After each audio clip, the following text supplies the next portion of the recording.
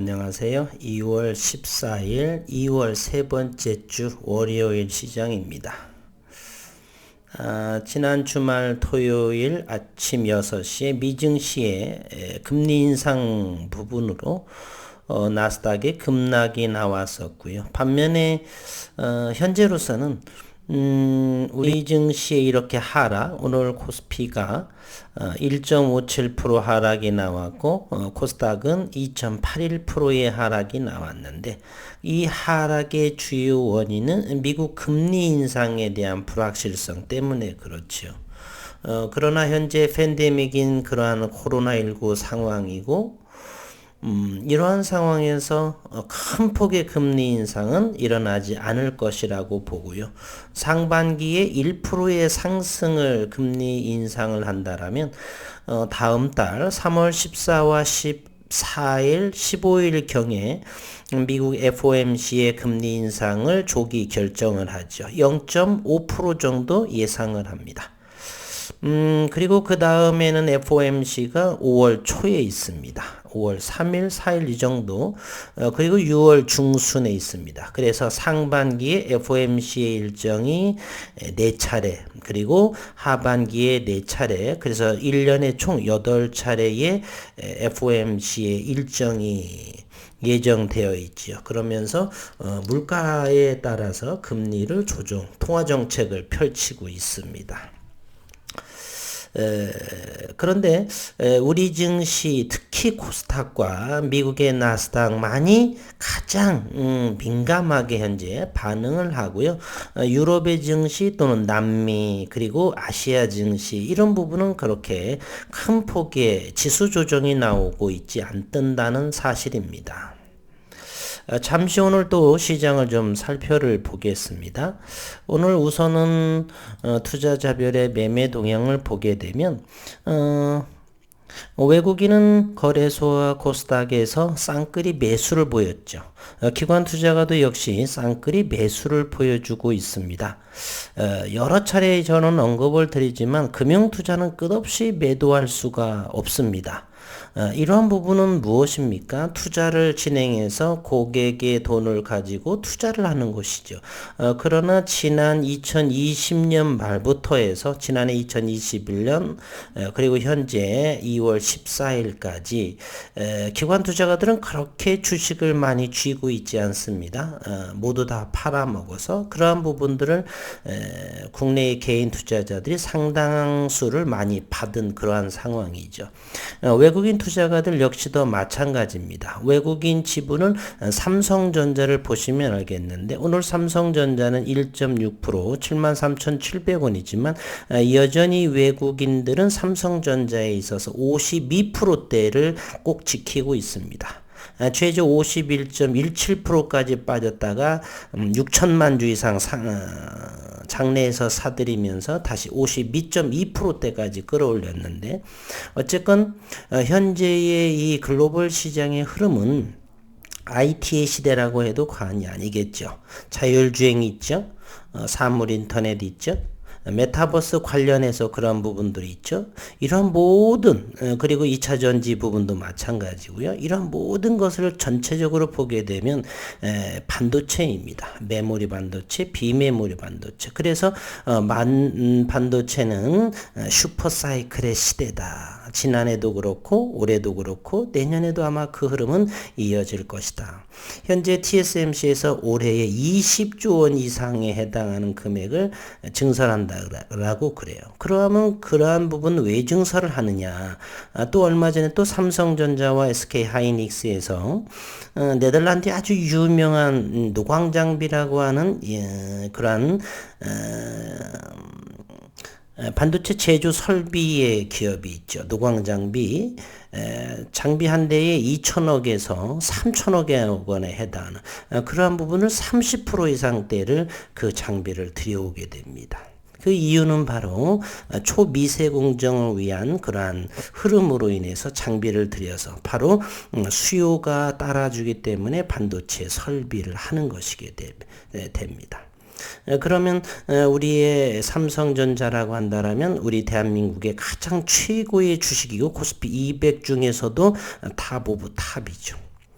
그러면 이렇게 장사를 잘하는, 그리고 오늘 또 기사를 보니까 삼성전자 갤럭시 22가 또 품귀 현상 이렇게 사전 예약 주문을 하는데 미리 벌써 물량이 없는 뭐 이런 상황으로 또 기사가 나왔던데, 앞으로의 올해도 역시 반도체는 큰 폭의 성장, 그래서 외국인들은 국내 시장을 떠날 수가 없는 그러한 상황입니다.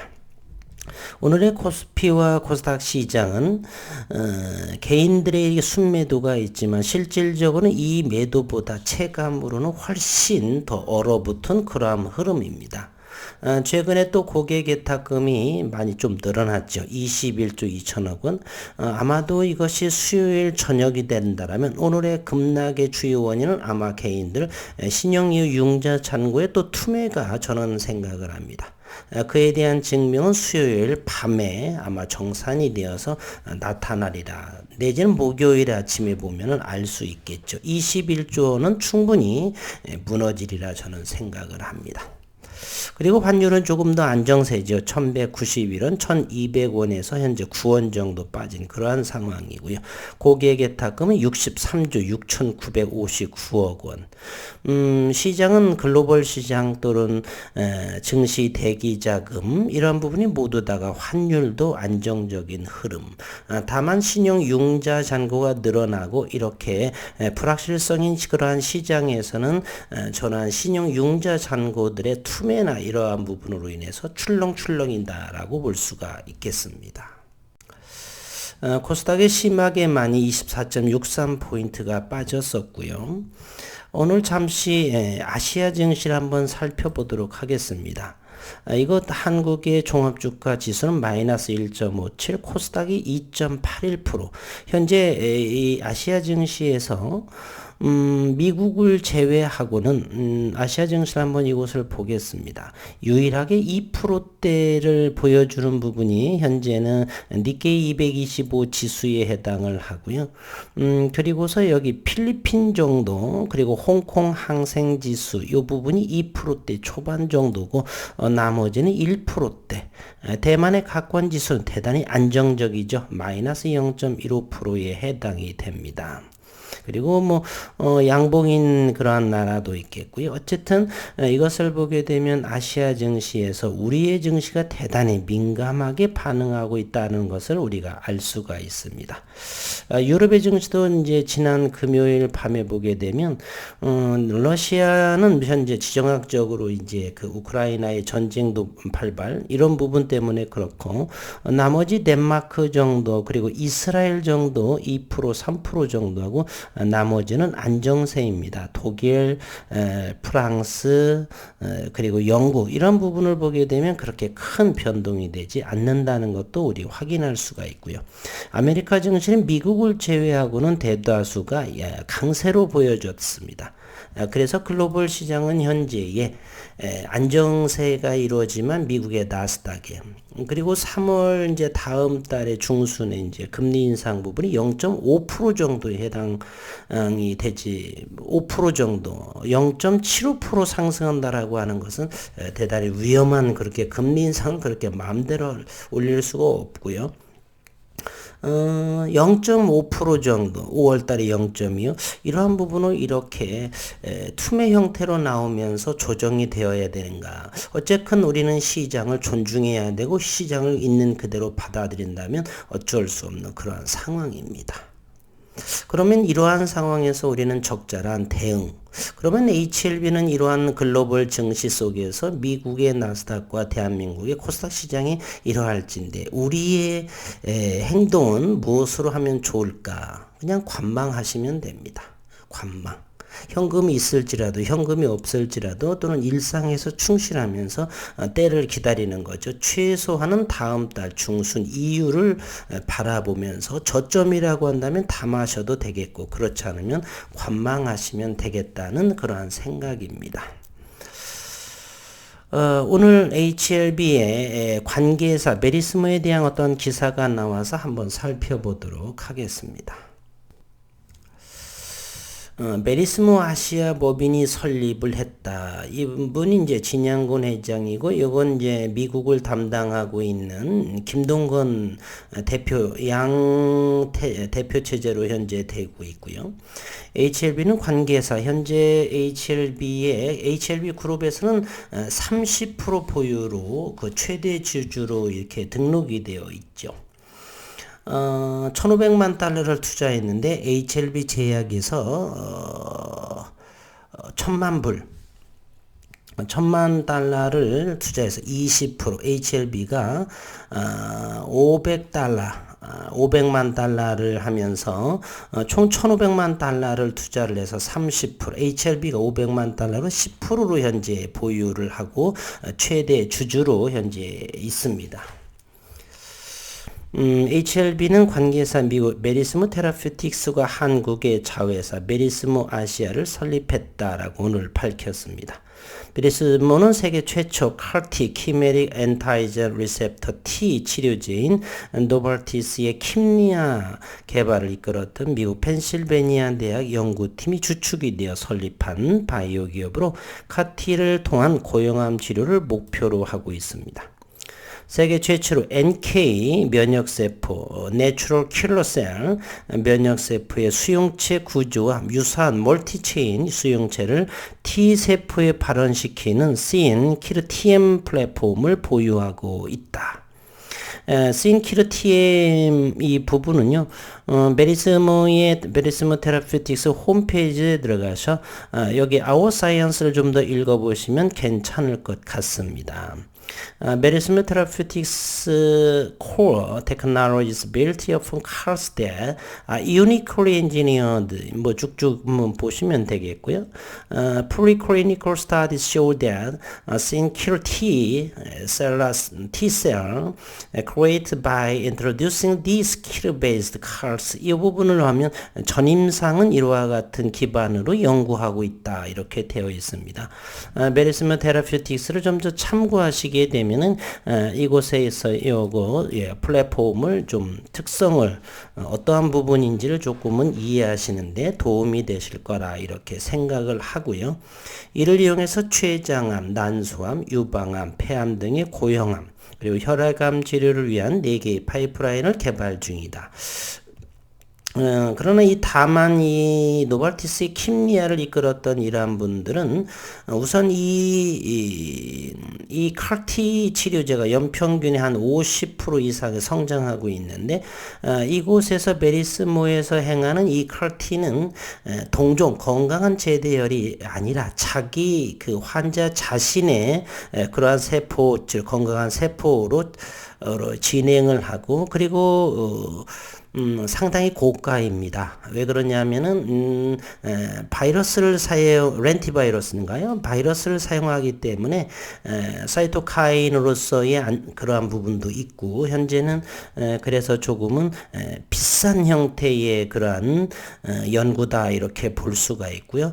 향후에 아직은 이제 전임상이라든지 일상을 진행하는 상황이어서 이 부분을 좀 더 지켜봐야 되겠다. 현재는 보완된 CAR-T 치료 제가 투자하고 있는 다른 카티 기반 카킥이라든지 이러한 부분 좀 보완된 기존의 카티를 좀 더 업그레이드된 그러한 카티 치료제가 주요하고 있는데 현재 이 펜실베니아대 연구팀은 기존에 있는 카티에서 좀 더 앞서 나가는지는 조금 더 시간을 두고서 지켜봐야 되겠다는 의견입니다.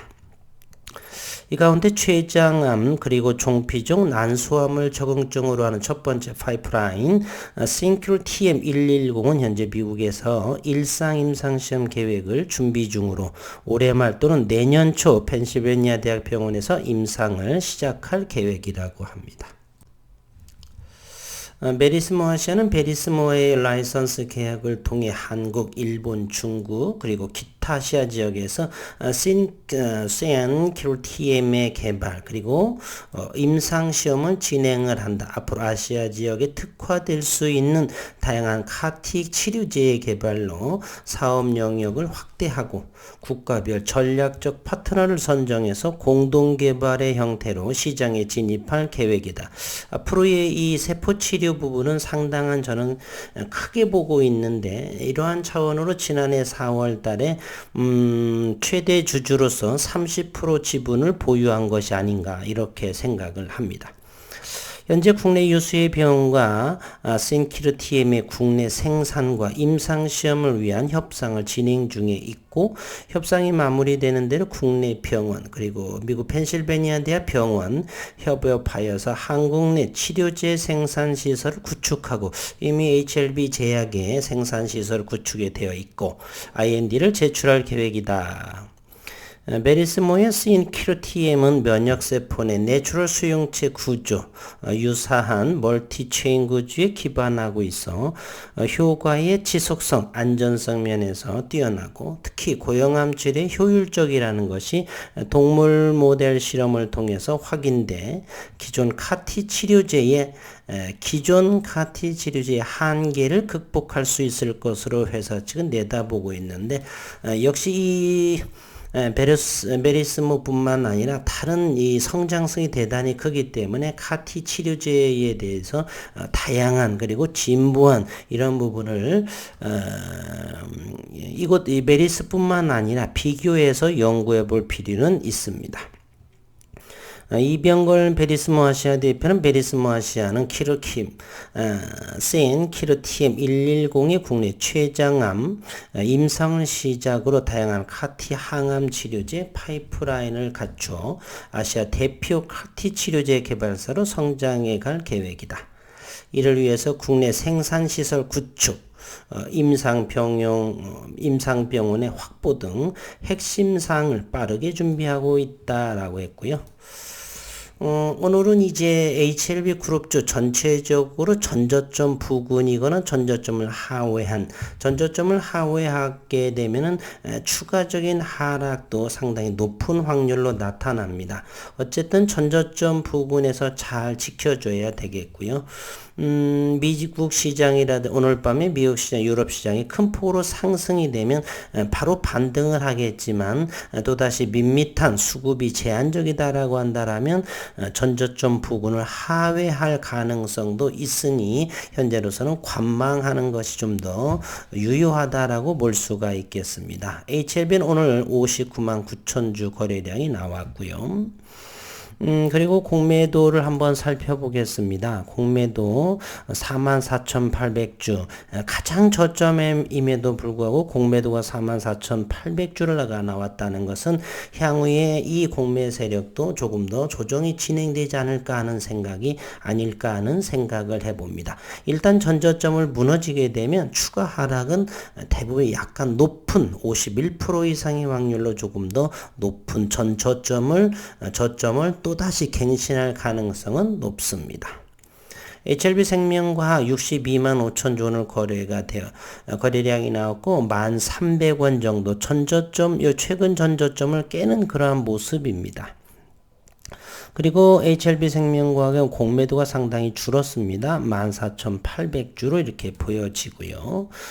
이제는 장중의 수급을 한번 보도록 하겠습니다. HLB부터를 보겠습니다. 오늘 장중은 외국인은 관망을 했고요. 금융투자에서 4만 9천 주가 들어온 HLB 제약입니다. 3만 6천 주 이틀 동안 지난 금요일과 HLB 제약 오늘 3.74% HLB 제약 일봉상에서 보면 역시 이 부분도 어떻게요? 전저점 부근에 해당이 됩니다. HLB 제약 이렇게 볼까요? 그리고 HLB 생명과학 여전히 전저점을 깨는 모습. 그렇다면 이 앞전의 저점 10,000원대로 회귀할 수도 있다. 오늘 HLB 생명과학은 16만 주가 이렇게 들어왔네요. 프로그램으로.